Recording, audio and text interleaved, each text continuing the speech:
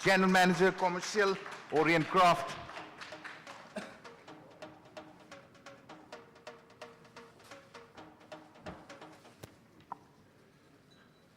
Respected dignitaries from the government and associations and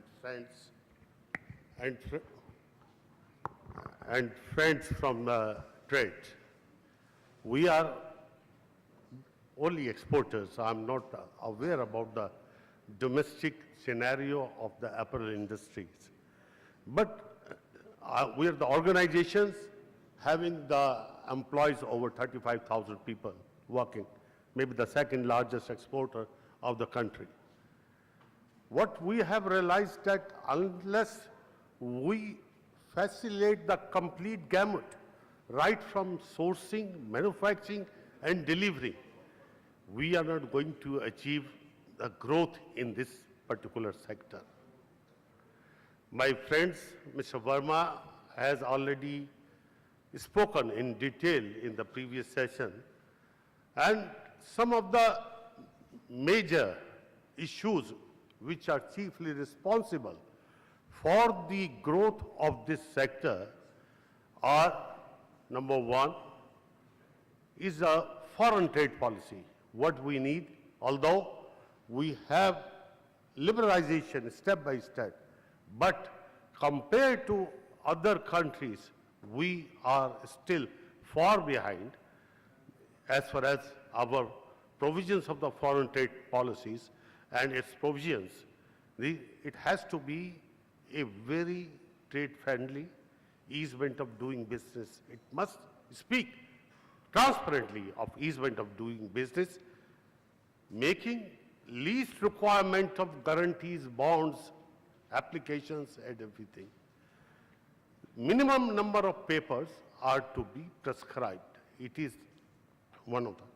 Then second, Mr. Verma have already detailed, since in our country we have got micro, small, and medium size of industries in these sectors. The liberalization, banking, and fiscal policy is bust. The new entrepreneurs, the young entrepreneurs in this sector, they have to make tireless efforts in getting loans and everything. The situation has to be dealt separately with the tightness. If somebody has done something wrongness, their reflection should not travel to the normal and the small working classes.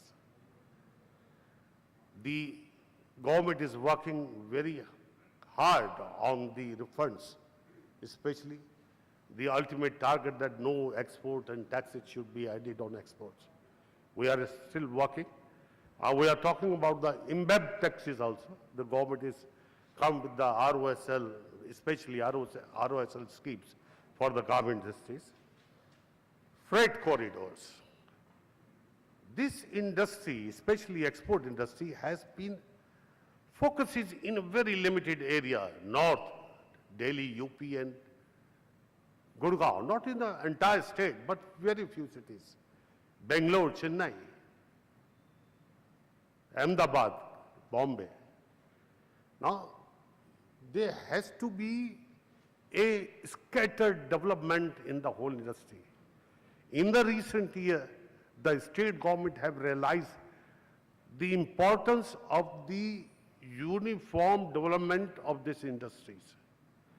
They have come with various schemes, and we are also, not the we, but some more leading exporters are now shifting to Odisha, Jharkhand, Bihar, Bangladesh, to Bengal. And what we need, the establishments are all there. The workforce, especially found they are more conducive. They are they are not militant. They are more dedicated because they are enthusiastic to achieve something more in the industry. What we need the freight corridor. There have been a business trend for big exporters. All the big retailers in the world, they have got their sourcing teams. They used to travel to the main manufacturing centers and they book the space, block the space, manufacturing spaces, and do the business. Then they inflow, they supply them the orders to process it. Now that fashion is changing very fast. With the fast change of the fashion, the retail shelves need to replace their merchandise very fast. So new concept has taken place in the last couple of years that is called super fast track orders for export business. One of the most important component to be considered that these super fast orders are chiefly manufactured from the inputs sourced globally. If we are talking about the super fast delivery, of course, very first idea comes in the mind to call all inputs by air. Very important thing that the input cost of the garment is 50% of the FOE value. If those inputs are sourced by air, it costs 15 to 20% of the input value. If we compute the whole cost, the air input cost comes to 7.5% of the value, FOE value. If we have got a very fast logistic, if we have a very good improvised freight corridor connected to various ports, not one. Even as on today, the people in North India are importing their inputs in Chennai. And they're called back to the north of India, and the total transit time takes near about 25 days. And believe me, custom doesn't take any time.